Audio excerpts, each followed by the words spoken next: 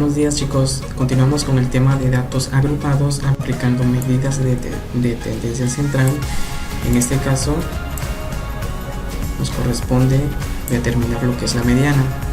Recuerden que previamente necesitan completar lo que es la tabla de frecuencias.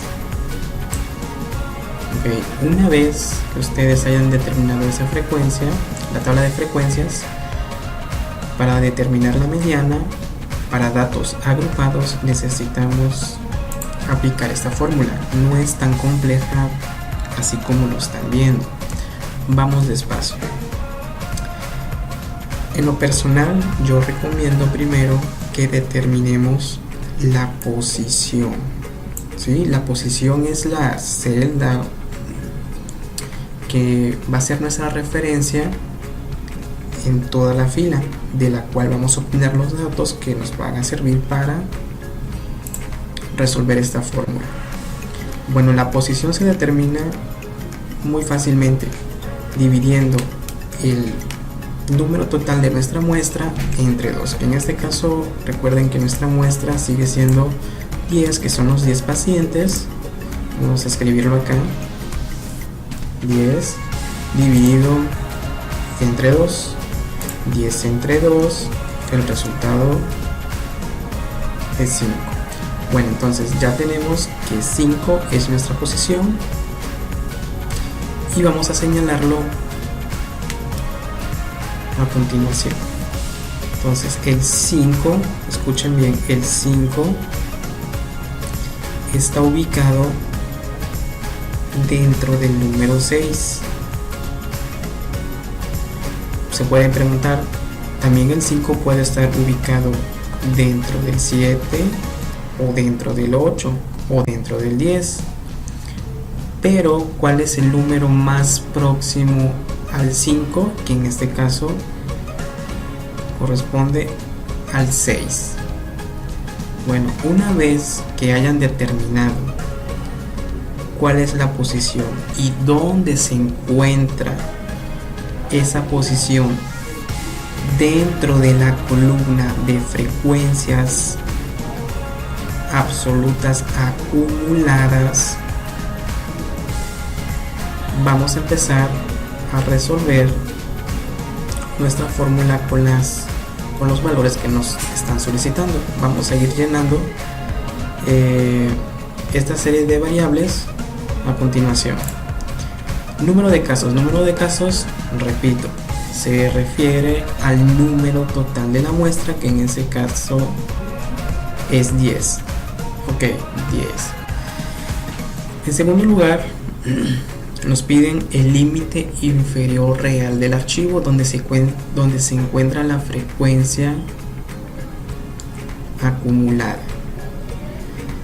Bueno, recuerden siempre que nuestra posición es el número 6, porque dentro del 6 se encuentra el 5. Ok, entonces vamos a trabajar con esta fila. ¿Cuál es el límite inferior en este intervalo? Recuerden que un intervalo se conforma por límites inferiores y límites superiores. El límite inferior de este intervalo corresponde al número 19, entonces vamos a escribir el número 19. Ok, en tercer lugar tenemos a la frecuencia acumulada anterior al intervalo. Ok, la frecuencia acumulada anterior al intervalo. En este caso vamos a preguntarnos: ¿existe, además del 6, una frecuencia absoluta o acumulada anterior? En este caso, pues observamos que no existe, ¿no? O sea, es decir, no hay otro número atrás del 6. Sí hay un número delante del 6, que es el 7, pero en este caso no tenemos un número que esté detrás del 6. Por lo tanto, como no hay un número detrás del 6, no tenemos una frecuencia absoluta acumulada anterior. Por lo tanto, el resultado es 0. Como cuarta variable tenemos la frecuencia, nos piden determinar la frecuencia absoluta. En este caso seguimos trabajando con este mismo renglón o fila. Nuestra frecuencia absoluta viene siendo, se representa por phi, recuerden, y en este punto se encuentra el número 6. Entonces escribimos el número 6. Por último nos están solicitando el tamaño del intervalo. Recuerden que para determinar el tamaño del intervalo es restar el número máximo de ese intervalo, como en este caso su límite superior, que es 22, menos el límite inferior, que es 19. El resultado les debe de dar 3. Ok, una vez que ya tenemos estos valores que corresponden a estas variables, ahora sí es más fácil, ¿no? Vamos a completar la fórmula. Ya tenemos el 19 que corresponde al límite inferior. Luego sigue un signo de más, como lo estamos observando. N entre 2, pues ya lo solucionamos, que es, recuerden que esa fue para determinar nuestra posición.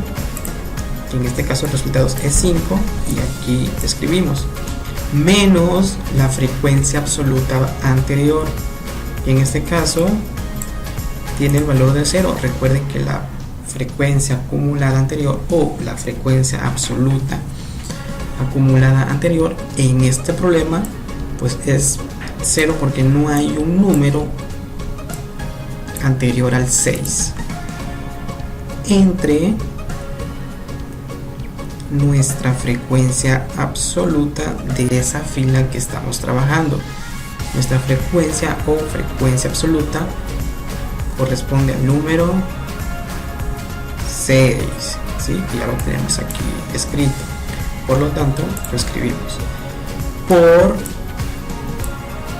multiplicado por el tamaño del intervalo, que en este caso corresponde al número 3. Aquí, antes de resolver esta operación, deben de ser muy cuidadosos. Primero resuelvan lo que se encuentra dentro del paréntesis. Una vez que ustedes desarrollen esta división que se encuentra dentro del paréntesis, pasen a multiplicarlo por lo que está afuera del corchete, es decir, el número 3. Y una vez que hayan solucionado los paréntesis y hayan resuelto lo que está dentro del corchete, así pueden hacer la suma de lo que les dé más el número 19. El resultado les debe de dar 21.5. Por lo tanto, la mediana es igual a 21.5. Bueno, espero que haya quedado un poco claro. Cualquier duda, aclaración, saben que me lo pueden hacer llegar a mi correo o en el grupo de Facebook. Saludos.